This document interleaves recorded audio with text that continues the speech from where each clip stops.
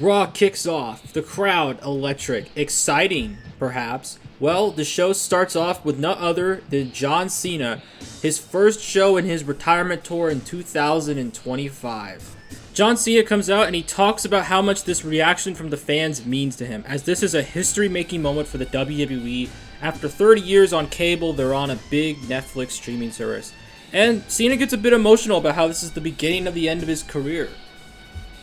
He announces that he will be in the Royal Rumble match, competing in his final Royal Rumble, and he plans to win the match to challenge for the championship and win his 17th World Championship at WrestleMania 41. As Cena is about to leave, Braun Breaker, the Intercontinental Champion, comes out and gets in the ring with Cena. Breaker is looking for a fight, and he wants to fight John Cena right here, right now, and he'll even put up his championship, as the Intercontinental title is the only championship Cena has never won in his career.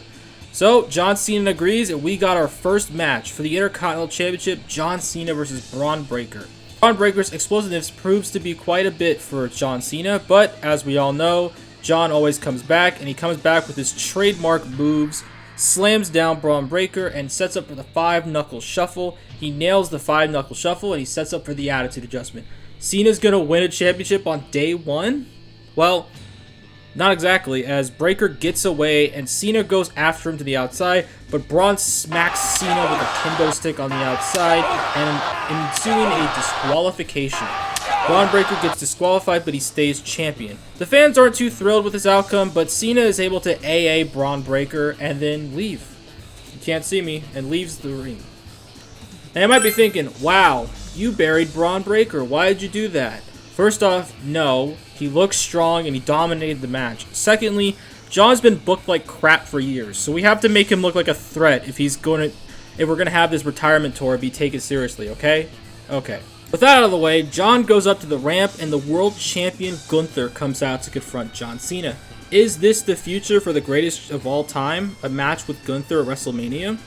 And once Cena gets the back through Gorilla, another interesting confrontation occurs. Logan Paul, social media megastar and professional scammer, they bump into one another, and is this the match? Maybe at WrestleMania. Who knows? I hope not, because this would fucking suck. This would be like Kurt Angle and Baron Corbin, only worse. After Cena goes to the back, we cut to commercial, and in this situation, I'm going to do a shameless plug. Like, subscribe, comment down below, give your thoughts. Also, we have a Discord server and a Twitter page, so go follow those, please. Alright, ad break over. After this, Cody Damn it. Hold on. After this, Cody Rhodes is seen in the back arriving, not looking too happy, and he probably is going to come out later tonight to address Kevin Owens. But Kevin Owens has been banned from the arena, so that means that Kevin Owens will not be showing up tonight, and Cody Rhodes can do his promo without any trouble whatsoever. Our next match is a big one. It is CM Punk. He will be fighting Seth Rollins in a grudge match, a match that's been building up for an entire year, as these two absolutely hate each other. And ever since Punk came back in 2023, Rollins has wanted to beat his ass on Raw.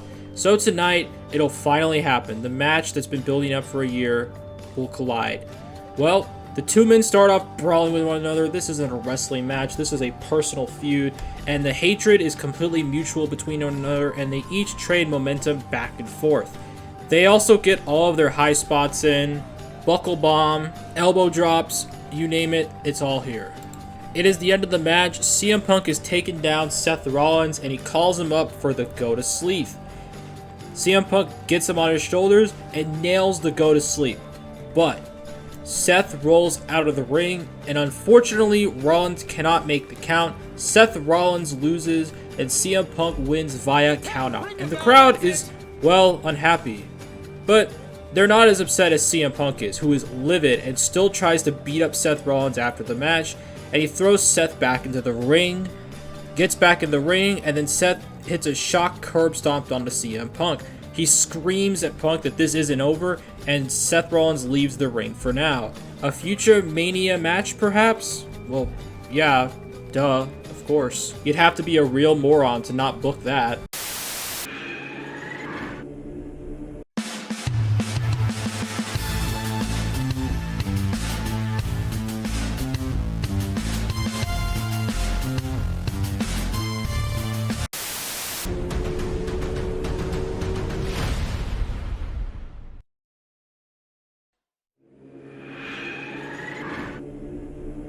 We go to the back and we see Roman Reigns in his locker room with Paul Heyman. So they have a conversation with one another discussing the future. Wise man, yes, my tribal chief, I want you to stay back here. I need to win this on my own with no help. Yes, my tribal chief. One more thing before we split. Yes, my tribal chief? What was the favor that CM Punk wanted from you? I can't tell you. I can't tell you what that favor is unless Punk wants to reveal it. I'm sorry, my tribal chief. I see. That will be all. You can leave. I need to get ready for my match. Yes, sir. And Paul Heyman leaves the locker room with Roman Reigns thinking about what the hell CM Punk wants with Paul Heyman. We have another match on the show. It is the Wyatt 6, Uncle Howdy and Nikki Cross taking on Karrion Kross and Scarlett Bordeaux in a mixed tag team match. Because we got to shoehorn this feud in as well, so. Nikki Cross takes out Scarlett with a fisherman suplex, and at the same time, Uncle Howdy hits the Sister Abigail into Karrion Kross. Scarlett rolls out of the ring, and this allows Uncle Howdy to pin Karrion Kross. The Wyatt 6 defeat the Final Testament.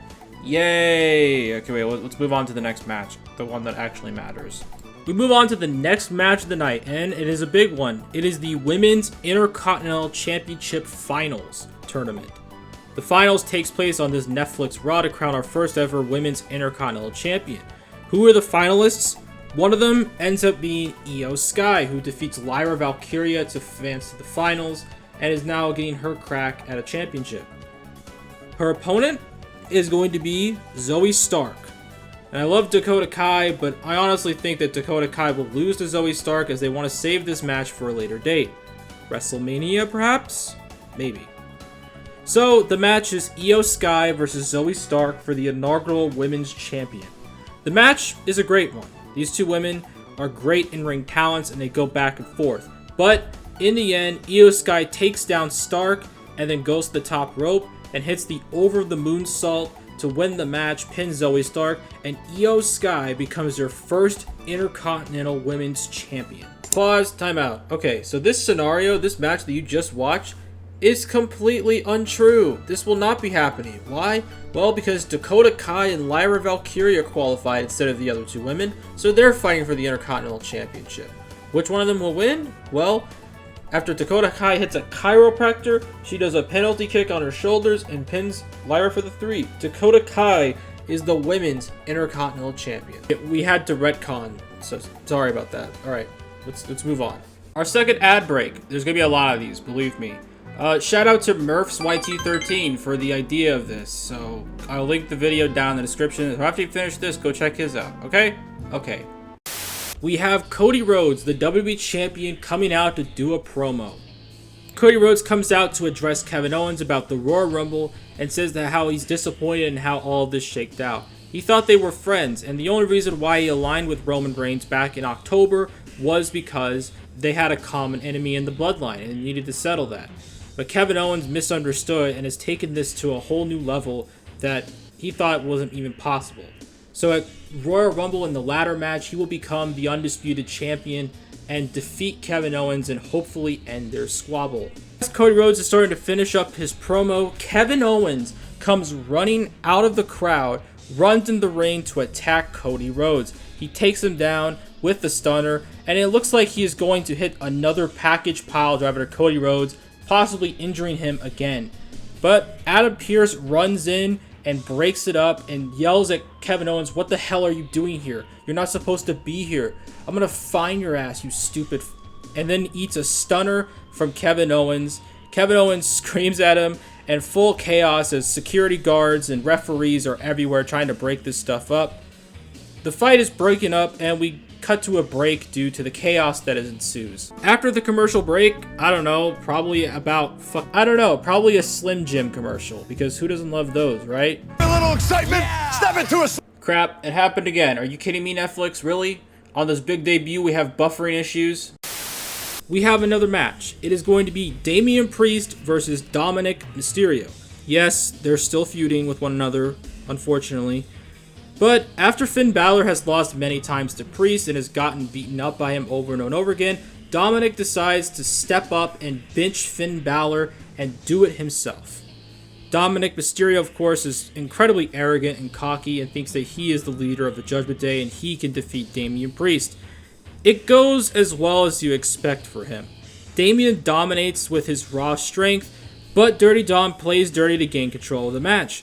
In the end, Damian Priest comes back, beats the crap out of Dominic, and thanks to a failed interference from Finn Balor, Damian nails the South of Heaven chokeslam to pin him for the 3.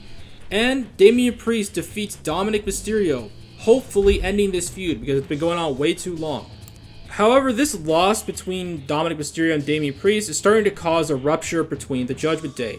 Finn Balor and Dominic Mysterio are starting to get on thin ice as the group is starting to collapse. While there won't be a full collapse for a bit, it seems pretty imminent that the Judgment Day is coming to an end. After Judgment Day have cleared the ring, we get a massive return. Charlotte Flair. Her music hits and she comes out. For the first time in over the year, Charlotte Flair returns to WWE television. Fans are going crazy as Charlotte Flair, the Queen, is back. Charlotte Flair is here for one thing. She comes out and says that she will be entering the Royal Rumble match as the first announced participant, with her goal of being pretty obvious: winning the Women's Championship, adding another title to her insane record of like 13 titles at this point, with her goal eventually of dethroning her father for the most world championships for anyone in wrestling. A very simple message from the Queen, but it's pretty clear that she's back and she's ready to get back in the spotlight. She walks up the ramp, and as she's walking up, about to go to the back, Rhea Ripley's music hits, and she comes out for her match for the Women's World Championship against Liv Morgan.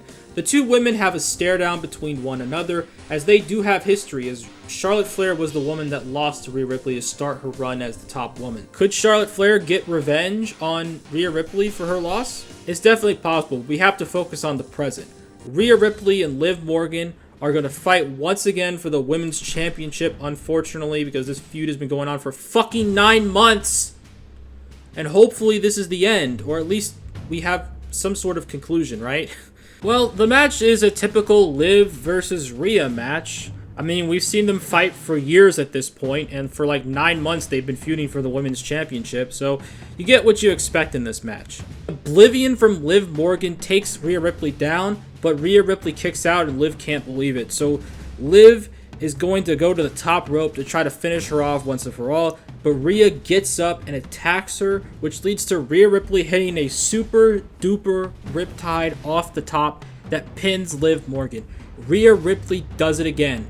Just like Charlotte Flair at WrestleMania 39, she defeats Liv Morgan definitively with a super duper riptide and is now back on top for the first time in a little bit under a year.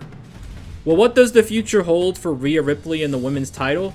Well, Liv will probably come back for some more because WWE loves this feud for whatever reason, but a third wheel may enter the fray to change the entire women's world title scene. Someone that is very heavily tied to both Rhea Ripley and Liv Morgan in the past year. As we approach the main event of Monday Night Raw on the debut Netflix show, we see Solo Sikoa backstage telling his bloodline members that they need to stand by and not interfere unless someone comes to aid Roman Reigns. Solo Sikoa wants to prove himself that he is the rightful tribal chief, and in order to do that, he has to beat Roman Reigns with no help whatsoever. Again, the only way that this will change is if the Usos or Sami Zayn or whoever else interferes on Roman's behalf. Then it's fair game. But unless that happens, then they need to stay back while Solo Sikoa proves his worth. Of course, before the main event, because Netflix loves advertisements, we have one more ad break. Or maybe we have a Dude Wipes commercial with Otis, which, honestly, I'm actually gonna throw up. Can we please buffer, please? It is time for the main event of the first episode of Raw on Netflix. It is Tribal Combat. Solo Sikoa, the current tribal chief, versus Roman Reigns, the OTC. This is for the Ulafala and for the title of Tribal Chief. The match is Tribal Combat rules, meaning everything is legal, no countouts, no disqualifications. Roman Reigns starts off dominating Solo Sikoa and gets a little arrogant by taunting to the crowd, everyone throwing up the ones. So Solo is able to go to the outside and whacks Roman in the back with a steel chair. Sound familiar? And this leads to Solo Sikoa taking charge of the match. Solo does the Samoan spike to Roman, but Roman is able to kick out. And Solo gets in the corner for a big splash, but Roman out of nowhere with a spear to Solo Sikoa only gets a 2 count. Roman Reigns sets up for the final spear to end Solo's desires of being Tribal Chief, but Drew McIntyre out of nowhere claymores Roman Reigns down. Solo gets up and looks ecstatic at this and goes after Roman to finish him off, but then Drew claymores Solo Sikoa as well. Drew is basically on a warpath, getting revenge on everyone in the War Games match for wronging him. Both men are back on their feet, and Solo Sikoa charges at Roman in one last gasp, but Roman ducks it and spears Solo Sikoa down again. As he gets in the corner for one last spear, Solo Sikoa, he accepts his fate and knows he's going to lose, so he takes it like a champ, and a third spear connects to Solo Sikoa. 1, 2, 3. It's done. Roman Reigns wins, earning back the title of Tribal Chief, and even gets a new championship to commemorate this moment, with the Wise Man awarding him the championship. Roman Reigns once again is the Tribal Chief. As the show is about to go off the air, If you smile. The Rock makes his return to the WWE, is on the top of the stage, staring a hole into Roman Reigns. What does this mean? What does The Rock want? Where does Solo Sikoa go from here? What does the future hold for WrestleMania and its main event scene? Will The Rock end up doing anything at WrestleMania and he's just here to get a cheap pop? Why the fuck am I asking you all these questions? Tune in next week to find out. We are now on the road to WrestleMania. Let's have a good time while we're at it.